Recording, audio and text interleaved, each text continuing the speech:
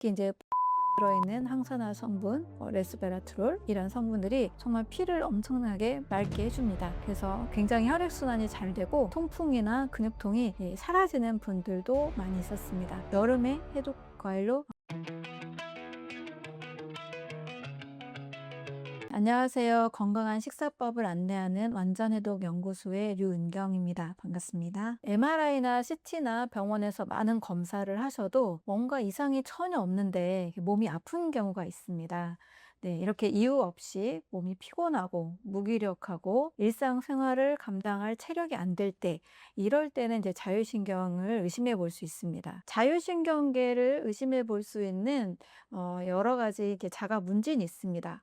금방 피곤해지거나 의욕이 없거나 감기에 걸리는 횟수가 많을 경우, 또 두통이 자주 있는 경우, 항상 불안하고 산만해지기 쉬운 경우, 이유 없이 초조해지고 손발이 차고 어깨가 결리는 경우가 있습니다. 또 쉽게 긴장하고 스트레스를 잘 받을 때, 요통이 올 때, 아무리 잠을 자도 피로가 가시지 않을 때, 또 사고력이나 결단력이 뭔가 좀 떨어졌다는 느낌이 들 때, 속이 불편하거나 변비, 설사 등이 자주 일어나는 증상들, 또 피부가 건조하고 머리가 푸석푸석할 때, 이렇게 일상적으로 우리가 일상생활에서 느낄 수 있는 불편한 증상들이 자율신경과 상당히 연관성이 있습니다. 네, 그래서 자율신경 증상은 크게 심혈관계, 소화기계, 호흡기계, 피부나 땀샘 이런 쪽에서 좀 불편함이 오기 쉬운데요. 심혈관계 쪽에서는 심장이 너무 빨리 뛴다거나 두근거리거나 혈압이 급상승한다거나 이런 혈압에 큰 변화가 오는 경우, 또 손발이 차가운 상황들이 있습니다. 소화기계에서는 소화불량, 속쓰림, 또 변비나 설사가 반복되는 경우, 또 호흡기계에서는 숨이 가쁘거나 깊은 호흡을 반복해야 되는 경우들이 있습니다. 또 피부나 땀샘 부분에서는 손발에 다한증이 일어나거나 오히려 땀이 안 나는 무한증, 또 피부 온도가 쉽게 변화하는 이런 증상들로 자율신경의 증상들이 일어날 수 있습니다. 우리 몸의 신경계는 크게 보면 중추신경계와 말초신경계로 이루어져 있습니다. 네, 중추신경계는 뇌와 척수로 구성이 되어 있고요. 말초신경계는 몸신경계라고도 하는 체성신경계, 그리고 자율신경계로 이루어져 있습니다. 체성신경계는 운동신경과 감각신경을 의미하고요. 자율신경계는 교감신경과 부교감신경을 의미합니다. 자율신경계가 안정될 때는 일단 심혈관, 소화, 호흡 쪽에서 가장 안정된 상태를 나타냅니다. 그래서 심박수도 일정하고 호흡도 깊고 안정되어 있습니다. 또 소화도 잘 되고 손발이 따뜻하고 집중도 잘 되죠. 한마디로 컨디션이 아주 좋다, 이렇게 볼 수가 있습니다. 장기간 집중하고 공부하는 데에도 문제가 없고 일할 때에도 컨디션이 좋기 때문에 집중 지속할 수 있는 시간도 늘어나게 됩니다. 크게 많이 피곤하지 않죠. 또 일할 때 뭘 할 때 의욕도 넘쳐나는 상황이 됩니다.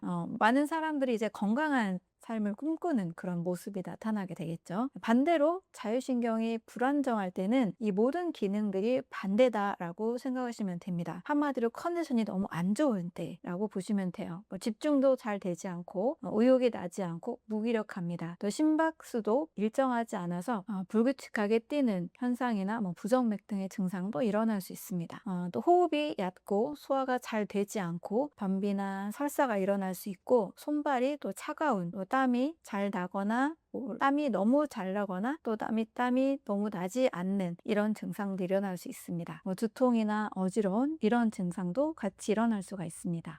교감신경과 부교감신경은 우리가 학교 다닐 때 자율신경계를 구성하는 교감과 부교감의 관계는 일단 상반된 관계라고 보시면 됩니다. 특히 교감신경은 위협에 대항하는 우리 몸의 상태를 만들어냅니다. 어떤 위협 상황이 되면 몸이 긴장도 하고 또 심박수도 빨라지고 혈당, 혈압도 올라가면서 위협 상황을 대비하는 몸으로 바꿔주는 것이 생존에 유리합니다. 따라서 혈관이 수축되고 심박수 상승, 혈압, 혈당 상승, 근육 수축, 이런 모든 일들이 이제 교감신경이 항진됐을 때 일어나게 됩니다. 아침에 일어나서 우리가 하루 종일 일을 하거나 공부를 해야 되는 상황이 많잖아요.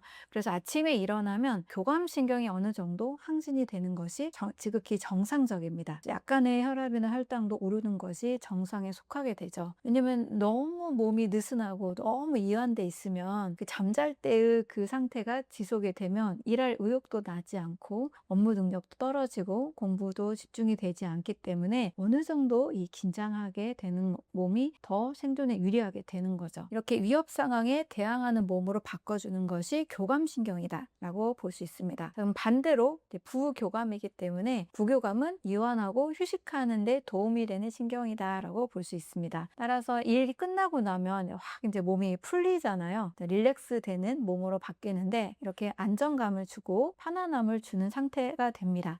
수축됐던 혈관도 이완되게 되고 심박수나 혈당, 혈압도 올라갔던 것들이 모두 내려오게 됩니다. 이렇게 이완되는 시간은 낮에 업무가 끝나고 이제 저녁 시간에 그렇게 이완이 되는 것이 지극히 정상이겠죠. 우리 몸은 교감과 부교감 신경이 서로 균형 있게 잘 움직일 때 긴장도 했다가 이완도 되면서 건강한 이 몸의 상태가 유지될 수 있습니다. 교감, 부교감 신경이 모두 다 잘 항진되고 잘 작동되는 것이 건강한 몸이다 라고 말할 수 있습니다. 자율신경이 불균형이 되면 일단 혈관이 수축되고 혈류가 정체되면서 혈관계에 많은 질환이 일어납니다. 어떤 분을 상담했을 때 너무나 움직이기만 해도 혈압이 너무 상승해서 도저히 이제 아무것도 할 수 없다, 움직일 수 없다 이런 말씀하셨는데 이처럼 혈압 또 혈압과 혈관 쪽의 기능이 제대로 작동하지 않게 됩니다. 그럼 이제 혈관도 수축이 되면 혈액이 끈적끈적해지고 온몸에 이 혈액 순환이 잘 되지 않아서 충분히 받아야 되는 산소와 영양소가 제대로 공급되지 않습니다.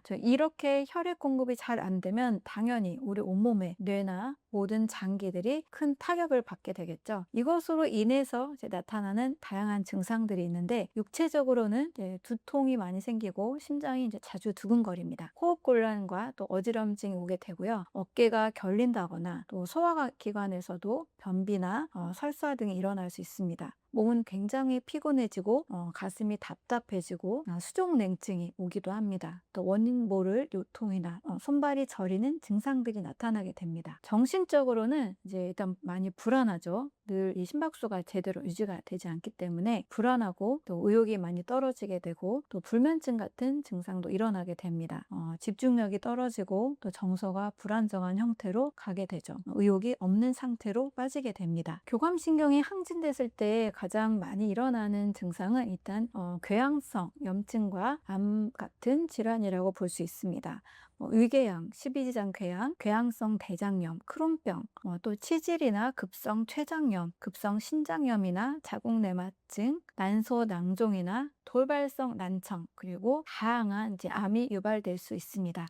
면역세포와 관련해서 비슷한 패턴들이 나타나게 됐는데 이러한 교감신경이 항진됐을 때 나타나는 궤양과 암과 같은 질환을 살펴보면 일단 림프구가 굉장히 저하돼 있고 과립구가 많이 증가한 패턴으로 나타나게 됩니다. 부교감 신경으로 인해서 나타나는 질환은 여러 자가면역 질환, 알레르기성 비염이나 아토피성 피부염이나 천식, 그리고 림프구가 많을 때 나타나게 되는 감기나 여러 바이러스 질환입니다. 부교감 신경은 림프구와 관련된 질병이어서 림프구가 굉장히 많이 늘어나게 되고 반대로 과립구가 굉장히 줄었을 때 이러한 증상이 나타나게 됩니다. 그래서 교감과 부교감 신경은 각각 지배하는 면역세포가 달라지게 되고 이게 면역세포의 불균형으로 인해서 각각 다양한 증상들이 나타나게 됩니다.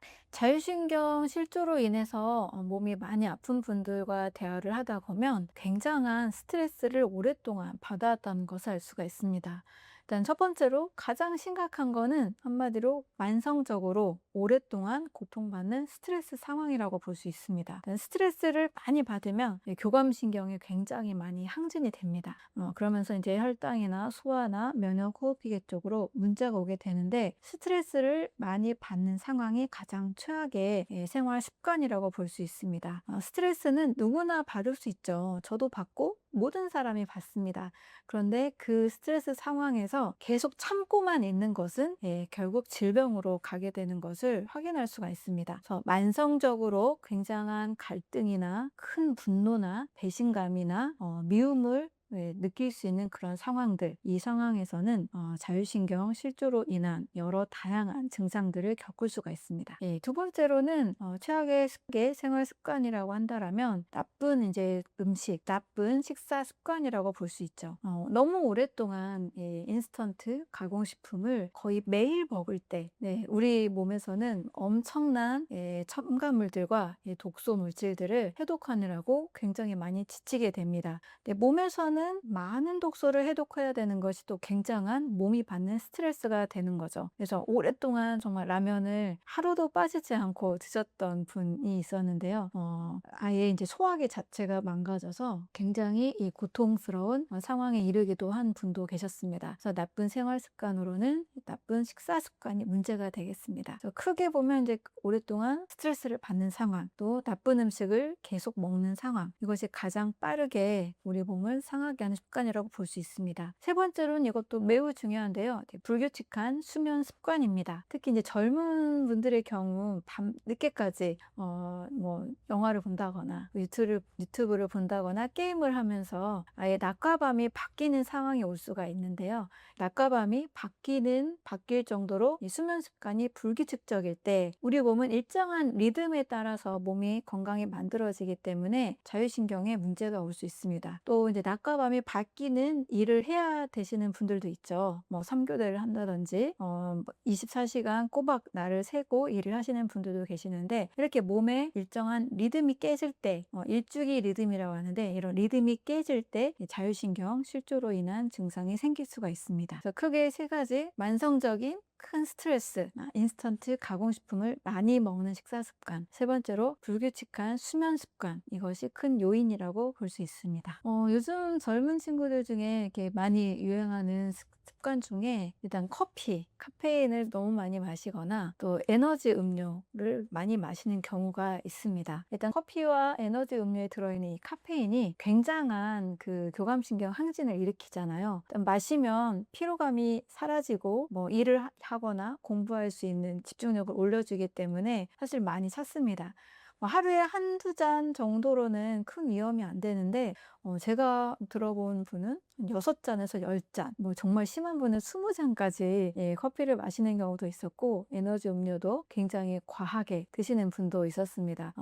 잠깐 교감신경을 항진시켜 주는 것은 큰 문제가 안 되겠죠. 뭐든지 우리 몸은 만성적인 습관이 됐을 때 문제가 됩니다.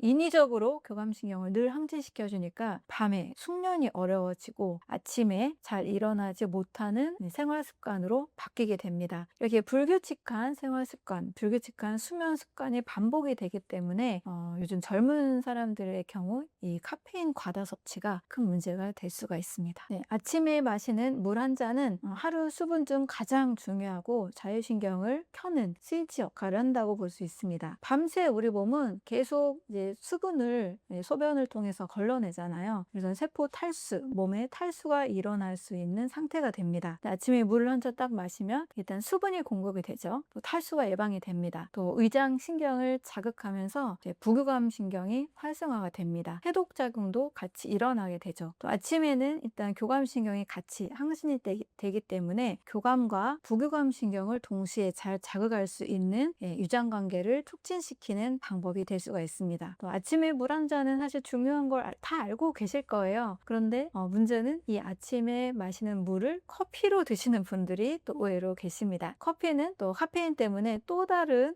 탈수를 또 유발하잖아요. 또 이뇨작용을 더 활성화시킵니다. 커피 이전에 먼저 물 한 잔을 꼭 드시고 이장관을 활성화시키면서 자율신경의 스위치를 잘 켜주시는 생활 습관이 매우 도움이 될 수가 있습니다. 자율신경과 관련해서 가장 중요한 장기는 바로 장 건강이라고 볼 수 있습니다.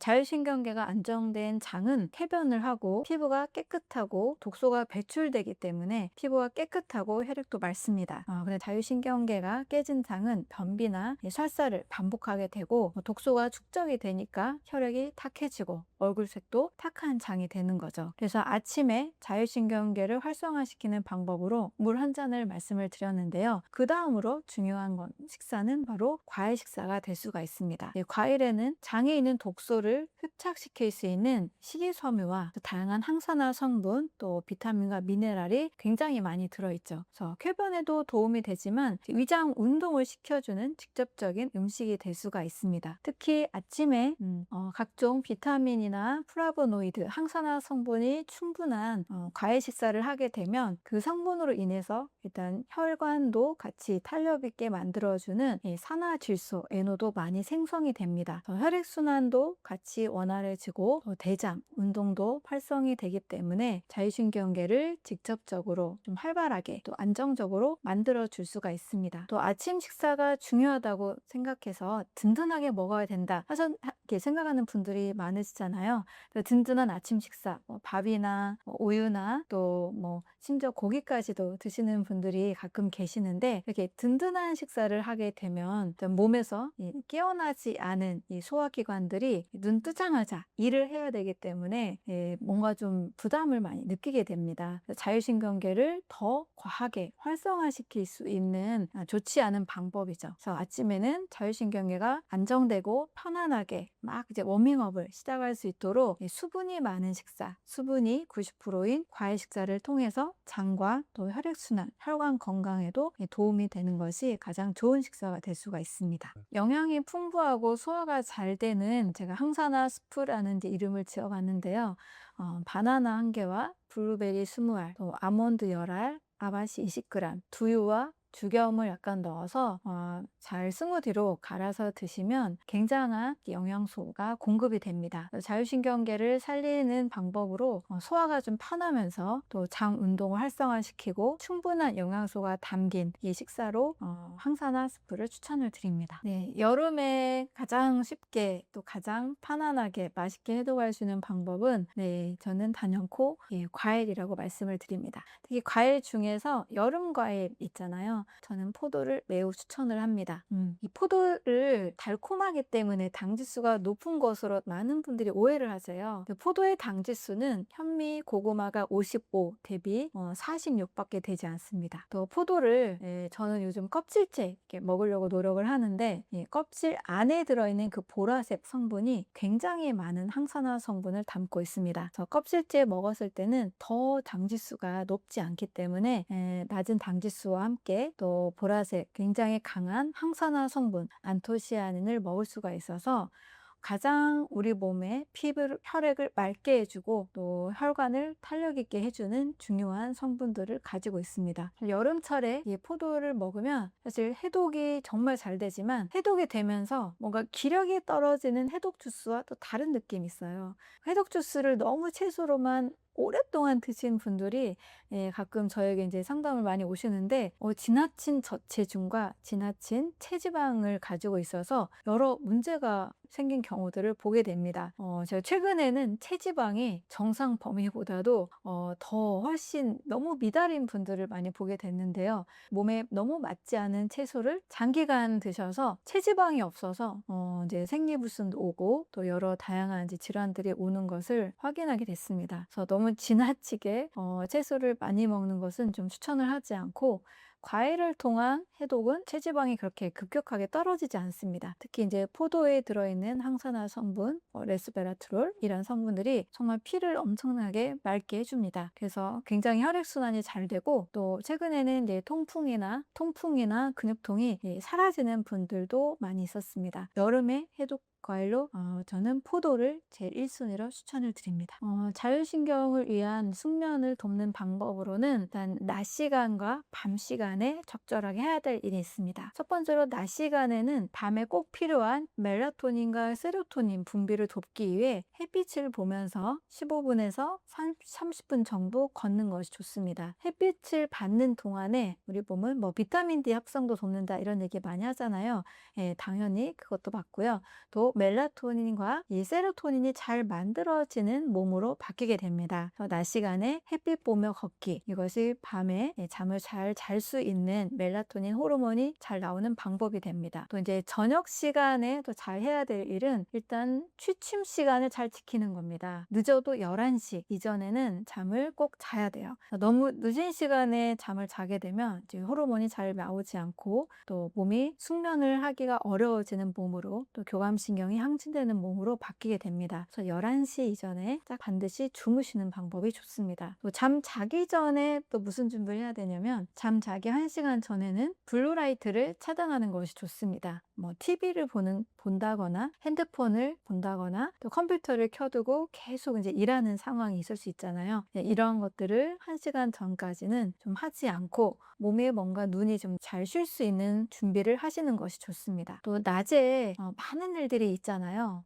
많은 안 좋은 일도 있을 수 있고 뭔가 좀 불안한 일이나 걱정거리들이 많이 있을 수 있는데, 이것을 마음에 그대로 껴안고 주무시면 일단 잠이 잘 들지 않습니다. 계속 우리 마음이 계속 고민하고 또 생각할 거리가 너무 많아지는 상태가 되죠. 그래서 좀 마음 관리도 잘 하실 필요가 있는데요. 불안과 걱정거리, 또 낮에 있었던 일들을 너무 곱씹거나 계속 되뇌이거나 하는 것을 중지하시고, 일단 오늘 하루는 잘 살았다라고 생각을 하시면서 밤에 편안하게 잘 수 있는 마음 정리 시간이 꼭 필요합니다. 이렇게 좀 마음 정리가 잘 되고 또 불안한 생각을 좀 줄이기 위해서 또 다양한 방법이 있는데, 아로마 테라피를 사용한다거나 향기요법이라고 하죠. 좋은 향을 맡으면서 마음을 좀 편안하게 먹는 겁니다. 따뜻한 차를 마신다거나 또 그날 있었던 일들 중에 좋았던 일들을 생각하면서 감사하는 마음을 갖는 거, 또 감사 얘기를 쓰는 거, 계속 그냥 감사합니다를 반복하는 거, 이렇게 좀 마음을 편안하고 단순하게 만드는 것이 자율신경이 안정이 되면서 또 숙면할 수 있는 방법이 될 수가 있습니다. 또 침실의 온도도 중요한데요. 약 18도에서 21도, 약간 서늘한 느낌이죠.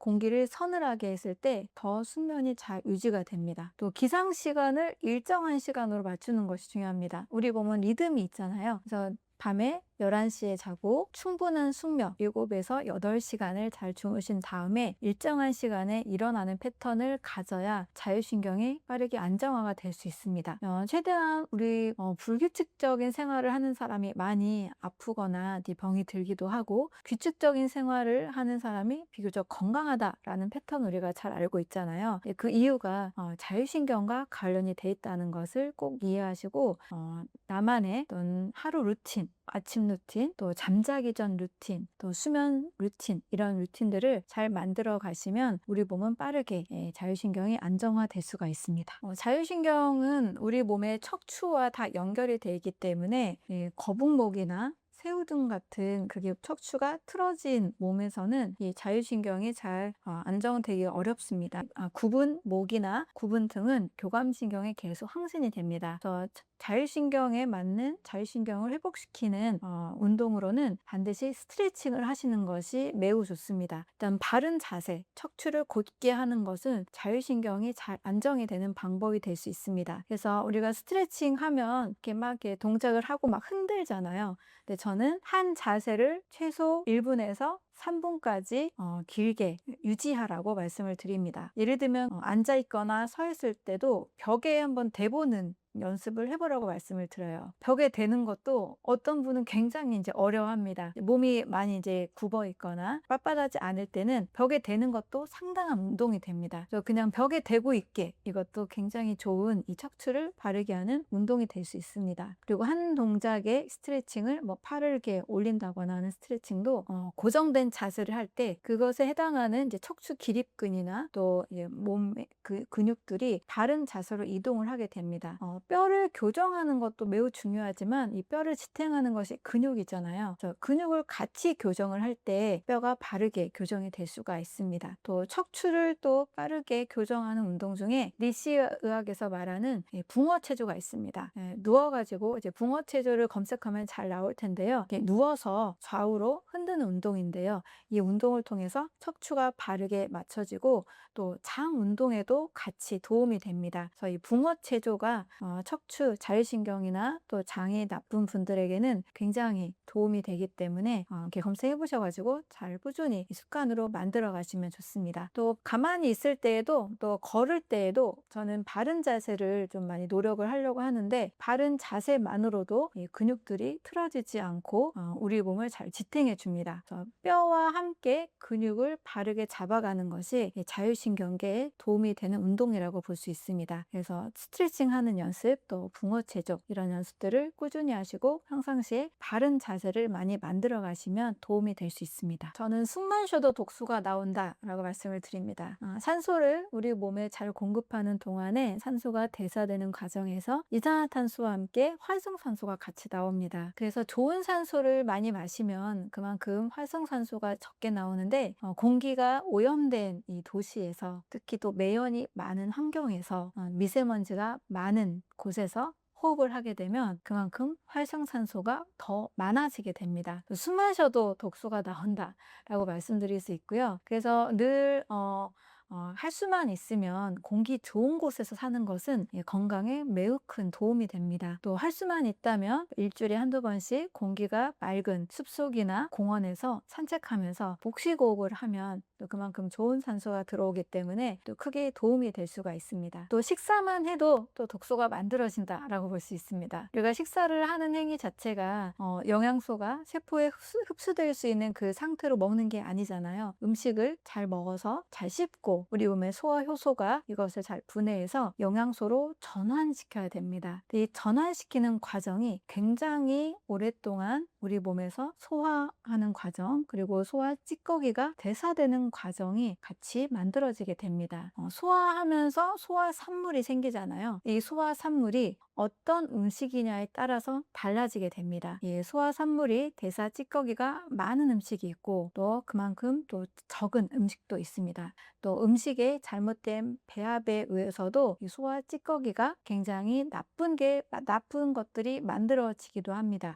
예를 들면 수분이 많은 음식, 과일 같은 음식, 또 섬유질이 많은 채소 같은 음식은 소화 찌꺼기가 상대적으로 적죠. 그런데 고기를 먹는다거나 30가지, 40가지 첨가물이 있는 가공식품을 먹을 때는 그만큼 소화 찌꺼기도 많아지게 됩니다. 이 소화 찌꺼기가 많아져서 질병이 되는 경우가 많이 있습니다. 사실 이 소화 찌꺼기들을 우리가 나열하기에는 아직 과학적으로 분석되지 못한 것이 저는 더 많다고 봅니다. 그러나 분석된 몇 가지가 있습니다. 통풍의 원인은 요산이라고 알고 있잖아요. 바로 요산도 소화 과정 중에 생긴 찌꺼기입니다. 특히 동물성 단백질 섭취를 많이 했을 때 암모니아나 요산이 많이 생기는 이 동물성 단백질 때문에 통풍이 생길 수 있습니다. 그래서 동물성 단백질, 프로틴 많이 드시는 직업군 있잖아요. 보디빌더나 헬스 트레이너 분들이 통풍을 뭔가 옵션처럼 늘 당연히 가지고 있는 것으로 또 인지가 되어 있기도 합니다. 소화 대사산물로 인한 독소가 축적된 질병이라고 볼 수 있습니다. 또 우리 뇌 질환 중에 치매나 알츠하이머의 원인으로 베타 아밀로이드에 주목하고 있죠. 자, 이 베타 아밀로이드도 우리 몸에서 비정상적으로 생긴 비정상 단백질입니다. 그러니까 뭔가 대사 찌꺼기로 인해서 생긴 거라고 볼 수 있는 거죠. 이것이 뇌에서 했을 때 치매나 알츠하이머 같은 뇌 질환을 유발하는 것으로 알려져 있습니다. 그래서 우리 식사만 잘못해도 잘못된 식사로 인해서도 우리 몸에 독소가 쌓여서 다양한 질병을 유발할 수가 있는 거죠. 그 외에 당독소라든지 잘못된 초과된 당분과 단백질이 만나서 만들어진 산물이죠. 이 당독소로 인해서도 다양한 질병이 생길 수가 있습니다. 또 만성염증, 요즘 염증에 대한 이야기 많잖아요. 만성염증도 원인이 뭐냐? 몸에 불필요한 독소가 쌓여서 생긴 질병이죠. 염증은 독소를 제거하려는 우리 몸의 과정이니까 독소가 적을 때는 한번 염증이 일어나서 해결이 될 텐데 지속적으로 독소가 들어오기 때문에 우리 몸에서 염증이라는 과정이 생기게 됩니다. 숨만 쉬어도 그리고 식사만 해도 이렇게 독소는 늘 생길 수가 있습니다. 문제는 이 독소가 적게 생기는 식사를 하고 그런 환경에서 호흡을 할 때 적은 독소가 만들어지고 우리 몸은 이 적은 독소를 해독하는 시스템을 다 가지고 있습니다. 숨을 쉬면서 만들어지는 활성산소도 우리 몸에서 SOD나 글루타치온이나 카탈라제 뭐 알파리포산 같은 이 항산화 시스템이 이 활성산소를 다 제거합니다. 동물성 단백질이 적게 들어올 때도 간에서 신장에서 어느 정도는 다 해독을 하죠. 또 폐를 통해서도 독소 우리 몸에 이산화탄소를 다 내보내고 있잖아요. 또 신장과 장을 통해서도 독소 배출이 늘 이루어지고 있습니다. 문제는 과하게 들어올 때 우리 몸은 감당할 수 있는 수준을 넘어서기 때문에 그때부터 많은 질병의 원인이 된다고 볼 수 있습니다. 공기를 통해서 들어오는 독소는 일단 건강한 호흡을 통해서 해독을 할 수가 있습니다. 이 건강한 호흡에 있어서 더 중요한 부분은 사실 건강한 공기가 있는 좋은 공기가 있는 환경이라고 볼 수 있겠죠. 그래서 좋은 공기가 있는 곳에서 반드시 호흡하는 기회를 최대한 많이 가질 때 해독이 될 수 있습니다. 또 호흡 방법도 중요한데요. 어떤 분은 내가 나를 잘 관찰해 보니까 숨을 안 쉬고 있더라 이런 얘기를 하신 분이 계세요. 그러니까 얕은 숨을 호흡을 할 때도 굉장히 얕게 숨을 쉬는 거죠. 얕은 숨 말고 깊은 호흡을 하는 이제 복식호흡 같은 것이 굉장히 산소 공급에 굉장히 큰 도움이 됩니다. 그래서 복식호흡을 최대한 자주 생각날 때마다 또는 아침 저녁으로 시간을 정해놓고 루틴처럼 만들어가는 것도 우리 몸에 있는 이 활성산소를 포함한 호흡을 통한 해독이 될 수가 있습니다. 또 음식을 통한 이 해독은 간과 신장과 장을 통해서 이루어진다고 볼 수 있습니다. 간은 굉장히 복잡한 해독 시스템을 가지고 있어서 독소를 흡착시키고 독소를 불리고 독소를 내보내는 2단계 해독 과정을 거칩니다. 이 간 해독을 통해서 우리 몸에 들어온 여러 음식물들 그리고 첨가물들 여러 화학약품들이 해독이 이루어진다고 볼 수 있습니다. 해독이 이루어지지 않으면 뇌나 심장이나 다른 중요한 기관에 독소가 순식간에 퍼지기 때문에 아주 건강에 치명적인 상황이 되는 거죠. 또 신장을 통해서도 독소 배출이 이루어집니다. 우리가 소변을 늘 보잖아요. 소변을 통해서 나가는 찌꺼기들, 몸에 꼭 필요한 영양소와 수분은 흡수하고 노폐물들이 잘 빠져나가는 과정이 이루어집니다. 또 대변을 통해서도 독소가 빠져나가죠. 식사를 하면 소화를 통해서 영양소가 쪼개집니다. 이 쪼개진 영양소를 흡수시키면 나머지 대사 찌꺼기가 남게 되죠. 바로 대변을 통해서 장을 통해서 배출이 됩니다. 장도 아주 중요한 해독 기관이라고 볼 수 있죠. 그래서 정리해보면 폐, 간, 신장, 장 이런 것들 이 우리 몸의 장기가 굉장히 중요한 해독 기관이 될 수 있습니다. 그런데 피부도 매우 중요한데요. 이 피부도 막아버리면 뭔가 페인트 칠을 했다거나 호흡할 수 없는 뭔가를 계속 덮어버리면 피부를 통해서도 호흡을 하고 있기 때문에 큰 문제가 생깁니다. 피부도 우리 몸에 매우 중요한 해독기관이라고 볼 수 있습니다. 누구나 실천하기 쉬운 과일 해독법은 한 끼 과일 식사입니다. 우리가 하루 3번 또는 적어도 2번 식사를 하잖아요. 저는 이 하루 2번과 3번의 식사가 정말 우리 몸을 직접적으로 만든다라고 보고 있습니다. 너무 바쁘다 보니까 한 끼를 그냥 때우기식으로 하시는 분들이 너무 많아요. 그런데 우리가 바쁘게 사는 그 이유가 사실 건강하고 행복하게 살려고 하는 이유잖아요. 목표인데 그 바쁨 때문에 한 끼 과일 식사도 못 하시는 분들이 좀 많은 것 같아서 안타깝습니다. 저는 하루에 정말 한 끼, 3번의 기회 또는 2번의 기회 중에 한 끼는 반드시 과일 식사를 하시라고 말씀을 드립니다. 일단 과일 식사는 영양이 엄청 풍부한데요. 독소가 없습니다. 찌꺼기가 거의 없습니다. 이것이 가장 큰 메리트라고 보고 있습니다. 또 과일만큼 영양소가 풍부하고 비타민, 미네랄, 식이섬유나 효소까지 또 항산화 성분 이렇게 해독할 수 있는 성분들이 많은 음식이 없습니다. 그래서 하루에 실천하기 가장 쉬운 식사로 한 끼 과일 식사를 꼭 추천을 드립니다. 우리가 3번의 기회 또는 2번의 기회 중에 이 한 끼만 과일 식사에 투자를 해도 충분한 해독이 되고 염증이 제거가 되고 많은 통증이 사라지게 됩니다. 특히 우리 피가 맑아야 된다라는 말은 너무나 잘 알고 있잖아요. 혈액에 있는 여러 독소나 염증, 찌꺼기들을 빠르게 제거할 수 있는 방법이 될 수 있습니다. 그래서 한 달만 실천을 해도 또는 일주일만 실천을 해도 평상시 있었던 그런 통증이 많이 사라지고 또 염증도 많이 사라지는 것을 볼 수 있습니다. 또 사람들이 뭐 당을 많이 걱정하지만 항상 제가 강조하죠. 현미나 고구마보다 당지수가 낮다. 그래서 한 끼 식사로 하는 과일 식사, 가장 빠르게 건강을 만들어 갈 수 있는 방법이 됩니다. 가을에는 사과죠. 네, 누구나 쉽게 구할 수 있는 이 과일이 또 제철 과일로 사과입니다. 제가 사과는 정말 책에도 많이 쓰고 또 많은 분들에게 많이 추천을 했는데요. 정말 아침에 사과 한 알 또는 두 알 정도를 드셨을 때 정말 오래된 만성 비염, 또 위축성 위염, 헬리코박터, 이것도 다 사라지신 분들이 많이 계십니다. 그래서 가을에는 제철 과일 사과 식사, 아침에 사과 드시는 것을 꼭 추천을 드립니다. 그런데 사실 모든 분들에게 사과 드세요라고 말씀드리기는 어려워요. 왜냐하면 위가 지금 심각하게 위산이 너무 많이 나와서 사과를 먹었을 때 속이 너무 쓰려서 힘들다는 분들이 계십니다. 근데 굉장히 건강을 지나치게 잘 지키시는 분들은 그걸 참고 드시더라고요. 저는 그렇게까지는 추천하지 않습니다. 일단 건강한 방법을 실천할 때는 지속 가능해야 되고 너무 고통스럽게 하면은 오래 할 수가 없습니다. 그래서 사과가 너무 맞지 않은 분들은 사과 대신 다른 과일을 드시라고 말씀을 드립니다.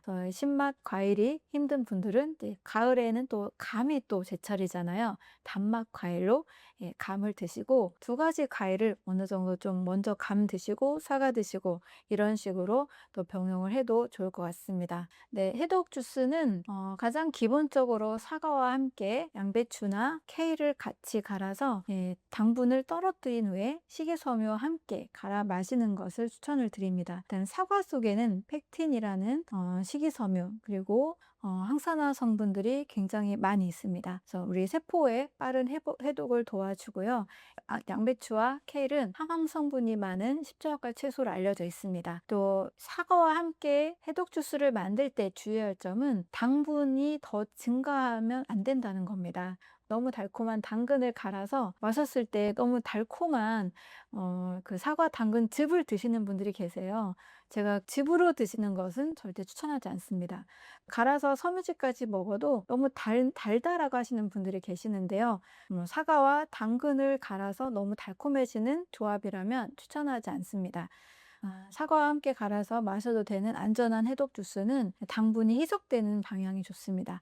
같은 양의 사과만큼의 양배추와 케일을 같이 갈아서 드시는 방법. 또 이렇게만 갈면 너무 걸쭉한 형태가 됩니다. 사과와 채소만큼의 물을 같이 넣어서 마실 때 편안하게 드실 수 있는 이 스무디 형태로 드시는 것이 좋습니다. 사과, 양배추, 케일 이 세 가지 정도를 같이 갈아서 단맛이 좀 상쇄된 상태로 스무디로 다 마시는 것이 안전한 방법이 될 수가 있습니다. 건강한 사람들을 보면 자기만의 건강 루틴들이 있습니다. 오늘 자율신경 말씀드렸는데요. 나만의 건강한 루틴, 아침 습관, 또 저녁 수면 습관, 또 낮에 햇빛 보는 습관 등 내가 할 수 있는 습관 하나를 찾아서 건강한 이 습관들을 꼭 만들어 가시면 좋겠습니다. 네, 모두 건강하고 행복하시기를 바라겠습니다. 감사합니다.